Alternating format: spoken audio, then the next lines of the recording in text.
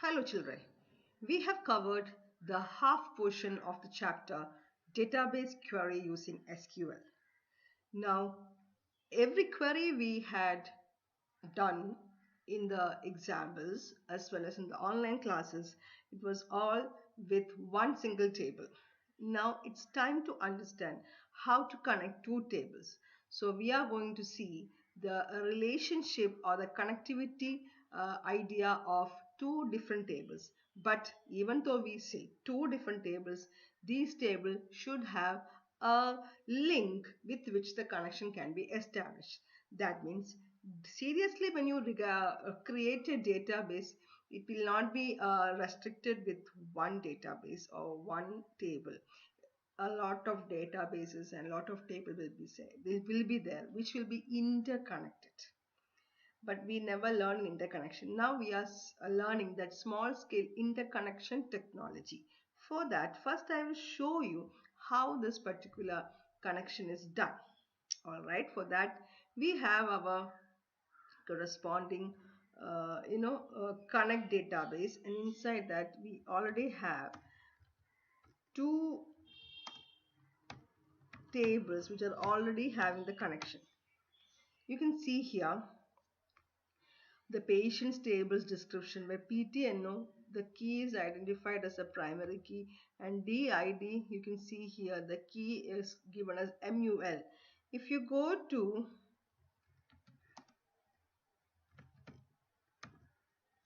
doctor, you can see there's also another DID which is called as primary key. Now you can see here when I say select staff from doctors, see you have your DID there, and when I write the same thing with your patients, you should be now carefully looking into the DID of your patients. You saw that two times that semicolon is unnecessary. You can just see there the same doctor's ID which I had given there.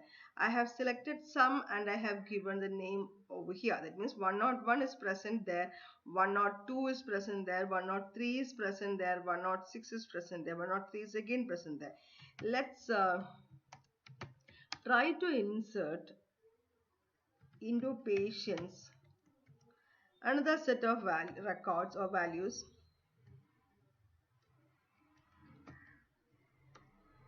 Yes, enough, Lara, and DP is say 9, and I'm trying to enter 109, which is actually not existing inside that, which is not existing inside the other table. You can see very clearly you have an error. You saw that, no?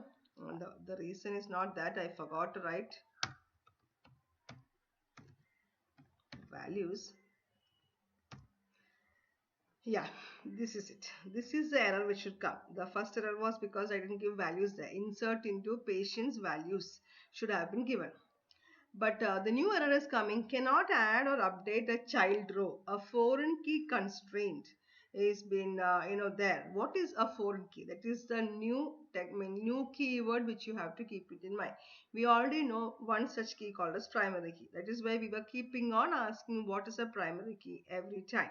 So just like the primary key is very important to the table, a foreign key is also very important to the table. How? Here again just showing you patient's description. Here the DID which was created is actually a foreign key which is the primary key of the table doctor. So during the creation time I had done a technique, or I had done a creation in such a way that these two tables are connected. So to be very clear about what we are talking, a foreign key is the primary key of another table with which the connection is to be established.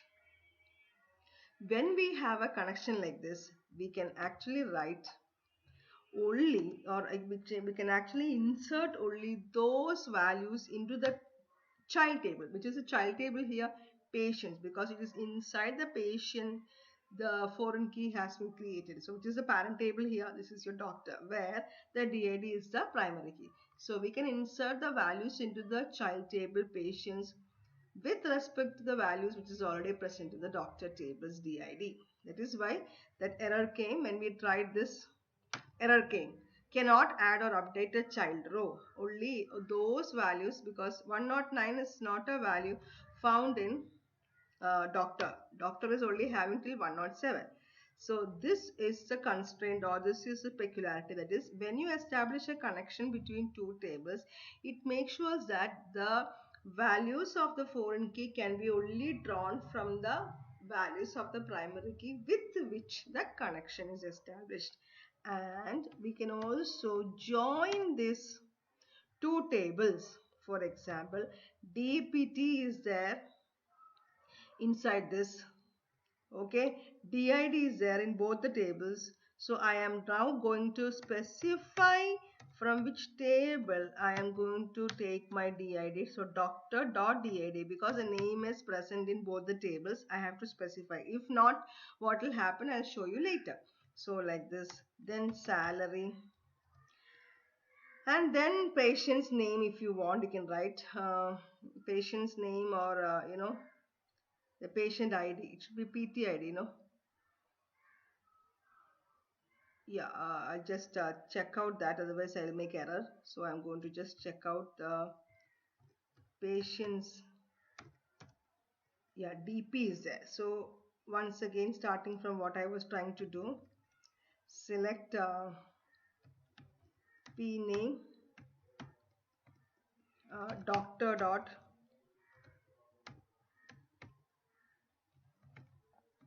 DID, because both the areas you have a DID. Then you have your OP days,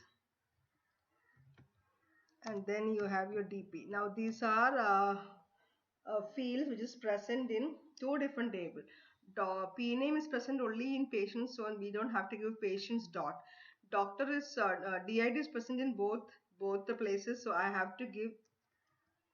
Oh God, I made a mistake again. I have to type it here because I just press my enter key. So that way you should be clear about what I'm talking once again. So certain things, P name is found here, so no need to specify patients dot. Doctor and patient is having DID, so I'm specifying that clearly. OP days is present only in doctor's case, so I am only writing that. And department is present in that only in doctor, so I'm only presenting that. If you want, you can write DP also, which is there inside your patient. So now I can say from which all table I am extracting from two different tables. Since a foreign key connection is established between this, I can write like this way: select P name, comma, doctor.did. The reason I already told you, OP days, comma, DPT, comma, DP, from doctor, comma, patients. Now it is very mandatory that you establish a connection. What is a connection? Where the doctor dot DID should be equal to patients dot DID. You can see that now you have established what you call as an equijoin condition. An equijoin condition states that when you have a connection between two tables and one table is having a foreign key, which is the primary key of another table, then you can select the different fields from both the tables with the specified condition as given here. Doctor's DID and patient's DID, if it is matching, then those records are selected. If it is not matching, in the sense, you can see here, you have 102, 103, 103, 160, see 107 and also there in your doctor's table. See, doctor table is having more than that, but 107 is not coming, 105 is not coming, because a matching record is not found in your patient table. So only when the patient table is having a matching value of a DID, it is establishing a connection. Whereas there is nothing wrong in giving like this without the where condition. Now if you do like this, now you note down how many are there here. So 6 rows have been 6 rows have been displayed from the where condition. When you write where, once again I'll show you this one, where doctor dot did equal to patient dot did. It is matching, the display records are matching with the number of records in the child table. 6 rows. Now I am doing the same thing without the where condition. 42 rows. Now how come 42 rows came? I mean, idea is very simple. Doctor's table 7 rows and patient table 6 rows, and 7 into 6 42. So that is the way the display is coming. That is, if you simply try to select the values from both the table without a where condition as shown here, this one without a where condition, then it will select each value from one table, and that is been added irrespective of whether they are matching or not with every other records of the other table. It is one record from doctor is connected with all the records of patients. Then the second record of doctor is connected with all the records of patients. Like that, total will be, if you actually multiply the total number of rows of the parent table multiplied with the number of rows of your child table, you will get, depending upon that, 16 to 7 or 42 records will be displayed, which is also having no error. As you noticed, if you put a semicolon over here and then I type, you can see to be very clearly, see how many times 107, which is only displayed one time, is present here. See, 1 2 3 4 6 times, isn't it? So 6 is a row which we have. So one record from your doctor table is taken, and that is matched with every records of your patient table, which is actually not a logically correct thing, but no error will come. So such a product is also there. When you connect two table without the foreign key establishment of in a where condition, then it is called a Cartesian product. That means product between two tables which need not have any connection. For example, if you write show tables, you have so many other, this one also. Let's see from movies.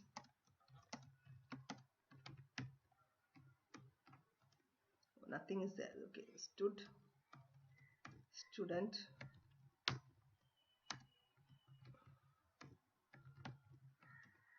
One is there. You just see, okay, very clearly. I am writing select name comma p name comma dp from student comma patients, patient and student. No connection actually between these two tables. I should be comma, not a dot. But since there is an answer coming, you can see that and one time displayed is connected with all the records of this. This can be done with this one also. For example, p name comma the doctor's department dpt. Here I have to change the p name as salary because or op days.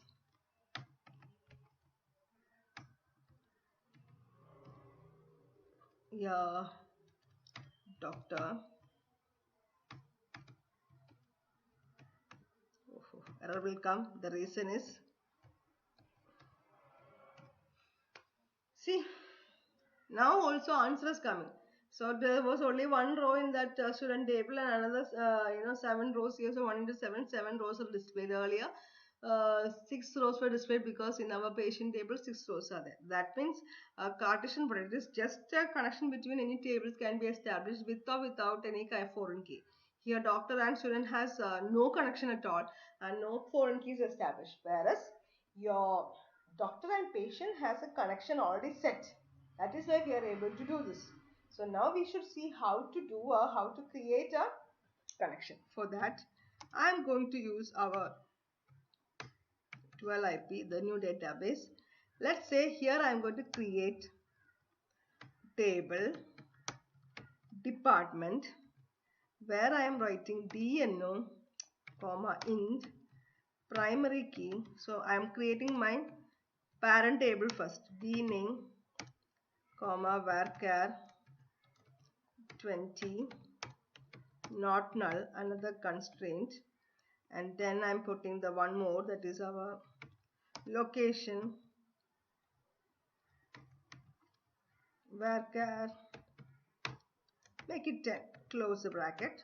My table is created. Now I can also do the same thing with my child table. Let my child table be EMP1. Okay. There EPID is enough, or EMPID, that is how we give int, that is our primary key. Primary key has nothing to do with this one. The two tables should have a primary key, that's all. Then you can have e name, then you can have 20, yeah, not Meenal, and then you can have salary, okay, DSC, and then you can have what is the next one? Yeah, if you want date of joining also is there, since we can think about a date of joining, date. And now comes what we are going to do with our foreign key connection, where you have a DNO there. I am going to type here not the same name, DPTNO. I'll tell you why. So I can show you the difference, okay, now with our doctor and patients as well as this. So DPTNO is there, and then I am writing there int itself because it is int, and then I am writing here foreign key. Spelling should be correct. I hope the spelling is correct.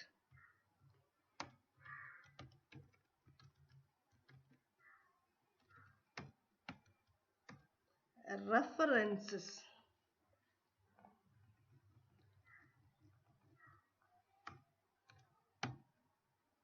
We'll check out there. I have a small confusion, which is IE or EI. Normal confusion which always arises. Now listen here. So foreign key is specified just like we told primary key. Foreign key is given there. References, and then I have to write from where or which table I'm taking. The table I'm taking is called DPT, and which particular field name I am trying to connect with DPTNO. So DPTNO can also be given as DNO. The same name can be given, but I am not giving, and then I am closing it. Okay. So once again, how to create foreign key name, then references, that's a keyword, then the table with which we are referring to, and the field name. Close the bracket. I think because of my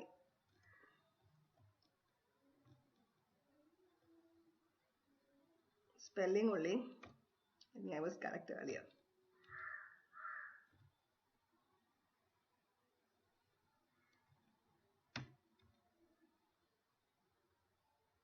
Okay, I'll just check out whether I am right, because already given here FOREIGN is correct.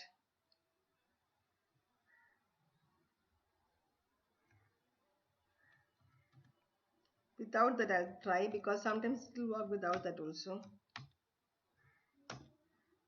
Yeah, it's finished. So foreign key is not specified here, but it will work, because no insert, and this is my old version.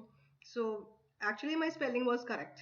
Foreign key spelling was correct, but then also it didn't work. So that is why I tried with this one, because sometimes the references need not have the name foreign key. That will be taken into consideration afterwards when I discuss in the online class. I'll show you.